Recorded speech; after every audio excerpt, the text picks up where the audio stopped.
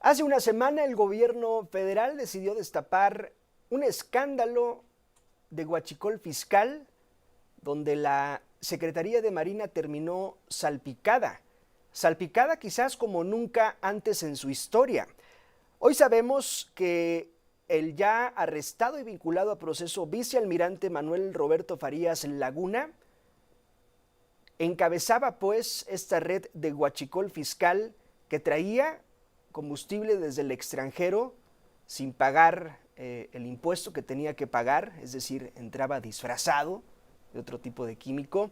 Y aquí era vendido, vaya usted a saber, en gasolineras Patito, vaya usted a saber en dónde, pero le sacaban un dineral a este negocio que, dicho por la propia Fiscalía General de la República, hace 2 años, por allá en 2023, el general secretario de la Marina, el almirante, y le quito general, el almirante Rafael Ojeda Durán, pues había advertido a la Fiscalía de la República sobre este asunto, donde hoy se sabe, pues estaban involucrados dos sobrinos políticos, el vicealmirante Manuel Roberto Farías Laguna, quien encabezaba todos estos trabajos de corrupción, y su hermano, el contraalmirante Fernando Farías Laguna, quien está prófugo de la justicia, ya lo busca la Interpol. Le agradezco la comunicación esta tarde para hablar sobre este asunto, el huachicol fiscal, el escándalo en la Marina, a Michel Levien, él es especialista en anticorrupción, antilavado y cumplimiento normativo. Michel, gracias por tu tiempo, buena tarde. Buenas tardes, muchas gracias por recibirme. ¿Cómo, cómo has digerido esta nota que tiene ya una semana y que han pasado los días y cada vez hay más oscuridad, hay menos transparencia, hay más contradicciones dentro de este caso que, lo decía yo al principio, ha salpicado como nunca antes a la Marina? Pues con dificultad, para serte franco. Es un caso enredado, como la mayoría de los casos, porque tienen redes de corrupción. Este en particular, pues trae ciertos elementos picantes, pero además nos ha despertado muchísima suspicacia para los que queremos, inclusive para los que queremos pensar bien. Yo soy optimista y quiero pensar bien, pero de repente escucho, pues mencionabas esto de la denuncia que tiene 2 años, pero que no hemos visto o no se ha documentado, las personas que están involucradas y sus familiares. Todo despierta mucha suspicacia. Entonces, pues para retomar la pregunta, ¿cómo lo he estado digiriendo con dificultad?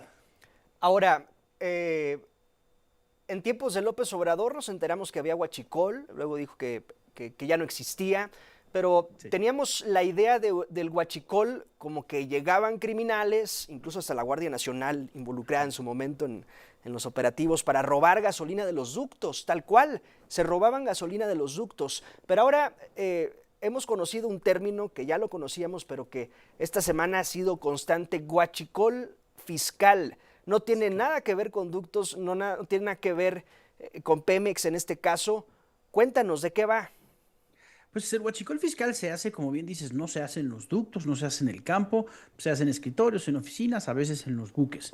La diferencia principal es que el huachicol, que bueno, así le llamamos, tiene un nombre más complejo el delito, pero el huachicol es todo lo que se tiene que hacer desde que alguien le hace un piquete a un ducto, se lo roba y vende el combustible, y es materialmente mover el combustible robado, ¿no? Comerciar en eso. El huachicol fiscal, pues realmente le llamamos así a algo que se parece más al contrabando. Lo que pasa es que tiene pues sus particularidades y no es tan sexy como huachicol fiscal. Es básicamente tomar estos petroquímicos que pueden ser robados o no. Y sacarlos del país dándoles un tratamiento. A veces dicen que es desperdicio de refinación o desechos químicos que no son recuperables, que se van a ir a tal o cual país a reciclar, etcétera.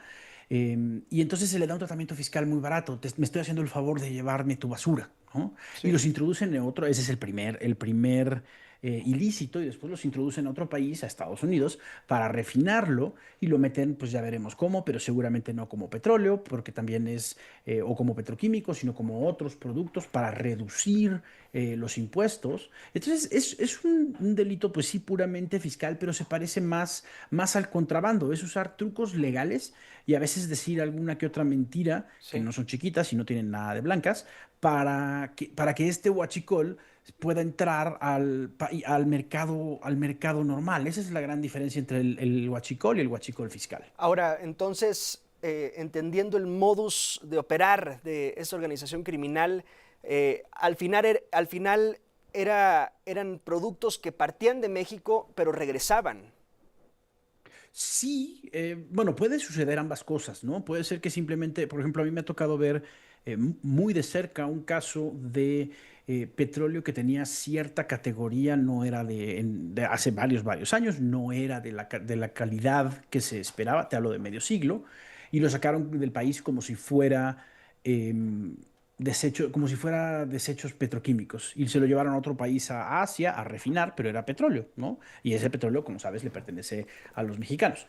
Entonces, quiero decirte con esto que hay casos en los que sale y sencillamente no regresa, o a veces sale, se procesa, ¿no? Como una especie de, pues, Pitex o Imex irregular o de las sombras, y después regresa al país con otros tratamientos y lo venden como si fuera gasolina, y tal vez hasta tú y yo lo hemos cargado en las Sí. gasolinerías sin darnos cuenta.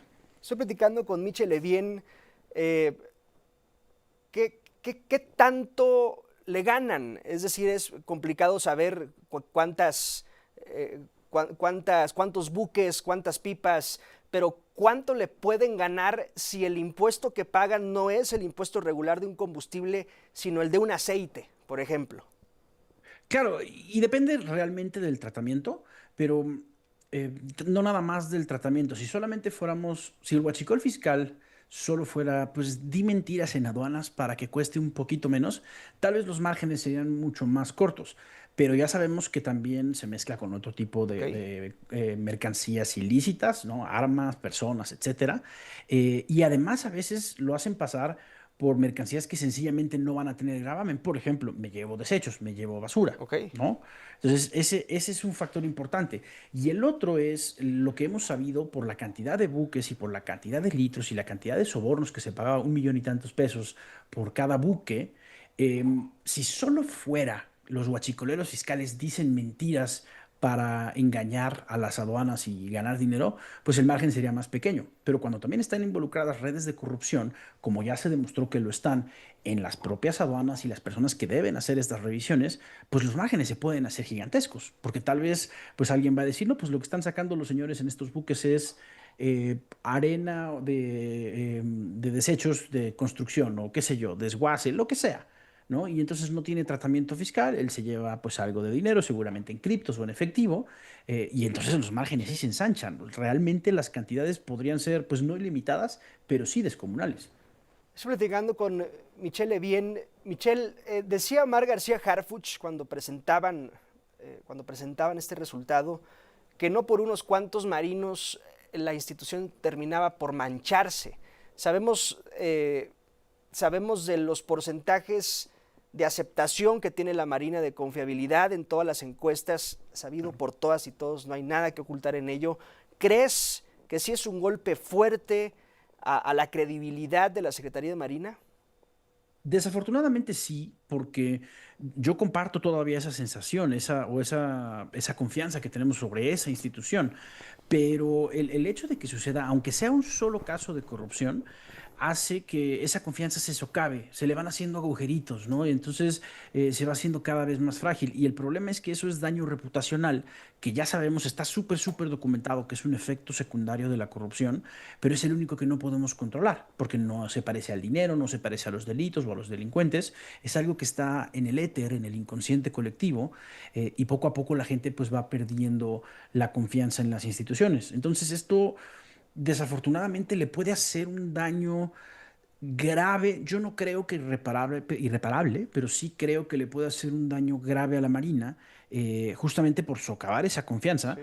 Y el problema de eso es que eso, aunque suene pues raro o paradójico, el que menos personas confíen en una institución la puede volver más corrupta, ¿no? Porque desconfiamos de ella y entonces sencillamente no le damos confianza, pero tampoco le damos atención y vigilancia, rendición de cuentas, transparencia. Y cuando el gato no está, los ratones hacen fiesta. Eso es lo que Claro. podría suceder, ¿no? Entonces, no digo que esto esté pasando, pero sí que le va a hacer daño. Nos queda un minutito, Michel, y hablando del gato y de los ratones, ¿tú crees que Ojeda Durán no se haya enterado de lo que hacían sus sobrinos? Bueno, yo tengo mi opinión personal y trato de ser optimista y esperanzado. Yo lo que veo es, pues hemos escuchado una retórica y se ha construido un sistema en el que pues el presidente se entera de todo, o al menos eso es lo que nos decía el expresidente López Obrador. Lo que vemos acá no es poca cosa. Entonces, yo, más allá de que si está enterado o no, que pienso que es posible que sí, lo que a mí me llama mucho la atención es la respuesta de la Ok. actual presidencia, particularmente del fiscal Hertz Manero, de decir es que vamos a hacer un cortafuegos de responsabilidad, con a él no me lo toquen porque él sí que vino y me denunció hace un Sí. par de años. Ah, bueno, y entonces, ok, perfecto, entonces ya con eso todo está perdonado o no pasa nada. Eso me parece más Sí. particular. Puede ser que no, puede ser que efectivamente no supieran o que realmente haya hecho la denuncia como se debe hacer, eso debe estar documentado y nos lo podrán demostrar en su momento. Ojalá que Pero así sea. necesitamos eso, Sí. necesitamos ver las pruebas. Michele, bien, gracias por tu tiempo y tus comentarios. Un gusto. Encantado, muchísimas gracias por recibirme. Es el destape de la cloaca en la Secretaría de Marina y lo que hoy sabemos, dos involucrados y los dos sobrinos de Rafael Ojeda, quien fue secretario de la Marina en esta red de huachicol fiscal. Pausa.